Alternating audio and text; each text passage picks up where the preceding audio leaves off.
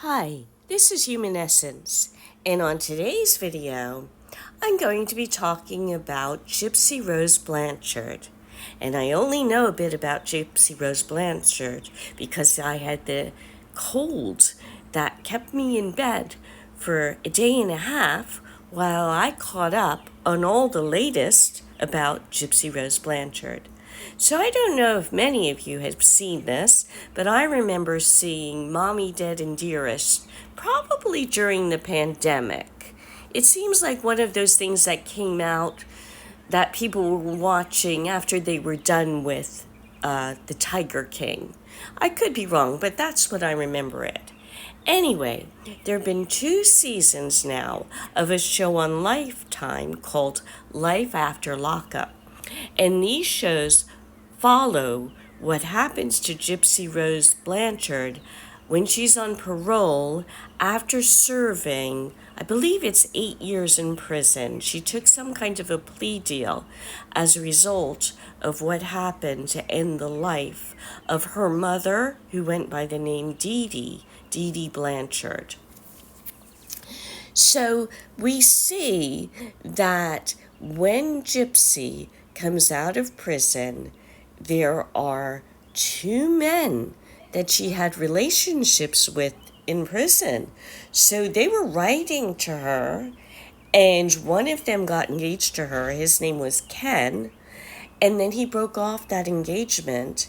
And then another man had contact with her. His name was Ryan, and he actually married her while she was in prison.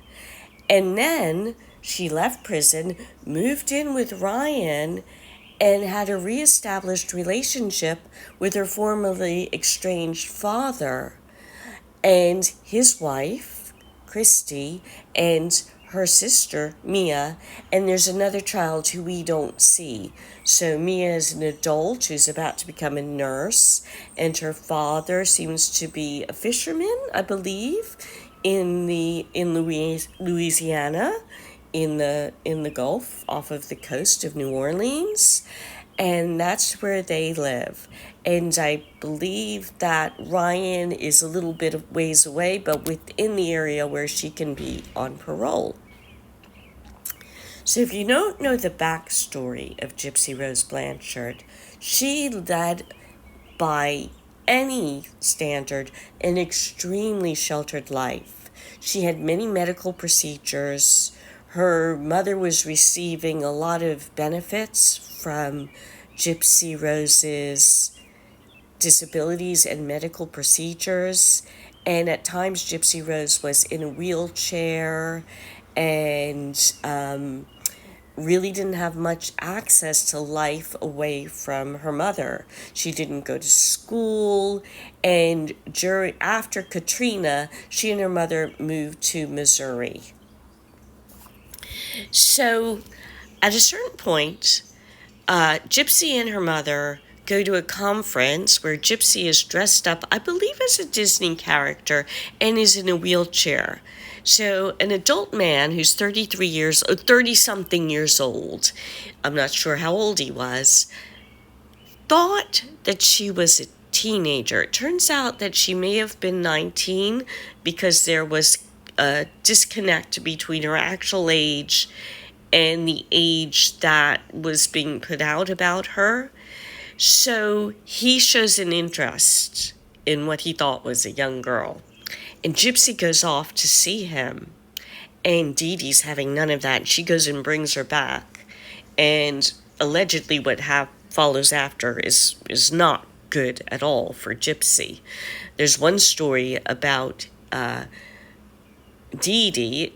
Gypsy says that Dee Dee put a cow's tongue, menstrual blood, a picture of Dan, and a picture of Gypsy in a jar and did a binding spell so Gypsy wouldn't find love. I don't know if she meant just with Dan or with anyone. But this was very ominous for Gypsy Rose. So Gypsy Rose had access to the internet. So what she does next is sign up for Christian dating. And she finds somebody to date.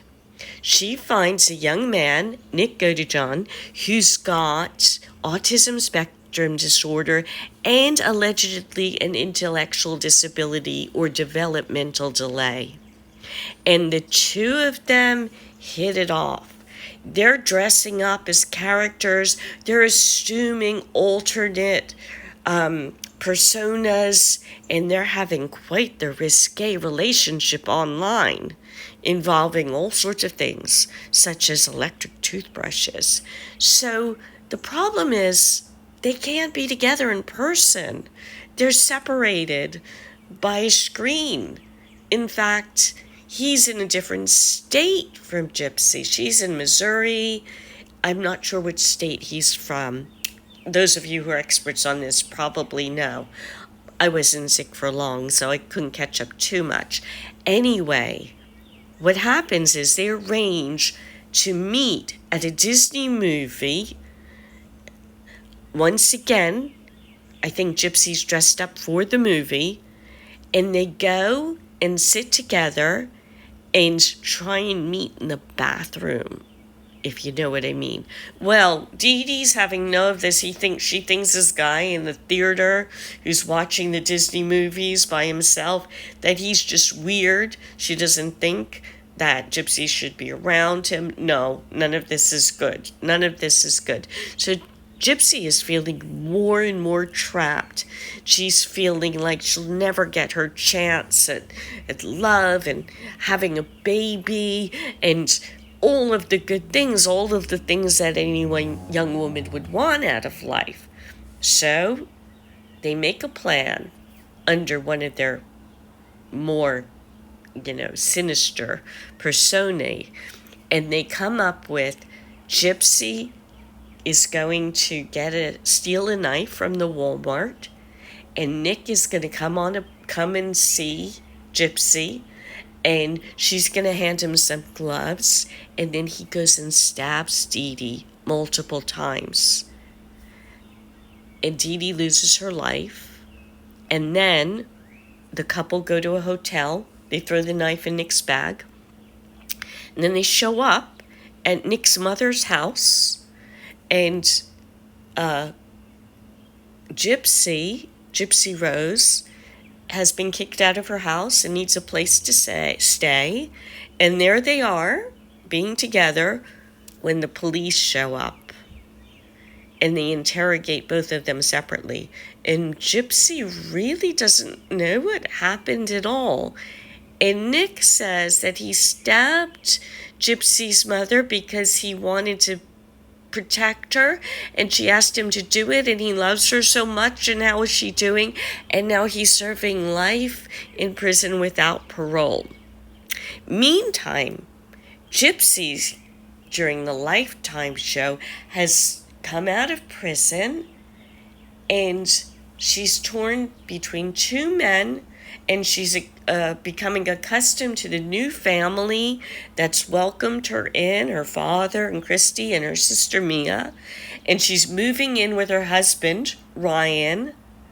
But then her stepmother lets her know that Ken, the boyfriend who was contacting her in prison and got engaged to her and took back his engagement, only did it so that she would be free to have an adult separate life after prison without pressure from him. So she goes to meet Ken. And Ryan, of course, is very jealous and very mad at Gypsy's family because he thinks that they were involved in this. And then before you know it, Gypsy's pregnant with Ken's baby. But Ken lives in a place where she can't be when she's on parole. So she can only spend 2 days a month, 2 days a week where he lives, and then has to go back and be with her family. So what's going to happen? Well, she has a baby. She lives with Ken a couple of days a week, goes back to her family. And meantime, the state of Louisiana said because she was married to Ryan at the time that she had the baby has Ryan's last name, and then the baby's born a little early, and everybody has TikToks, and everybody's saying, whose baby is it? And then she's getting in contact with Ryan a little bit to clear things up. And then she's having the baby and having all kinds of feelings about having a new baby and what kind of mother could she be. And she doesn't want the baby to hate her because of what she did to her mother. And meantime, Ken is going back and forth to her job. She's feeling a bit lost. And then the people in her new family are getting COVID. And then everybody on the internet is commenting on this. And then Gypsy and her ex-husband all have TikToks. So if you get a cold and you're stuck in bed in the middle of the spring or the summer, there's stuff to catch up on. And what is my feeling about all of this? I don't know. But if you feel sure about it, think, then again, maybe not. Let's see what happens. Celebrate uncertainty.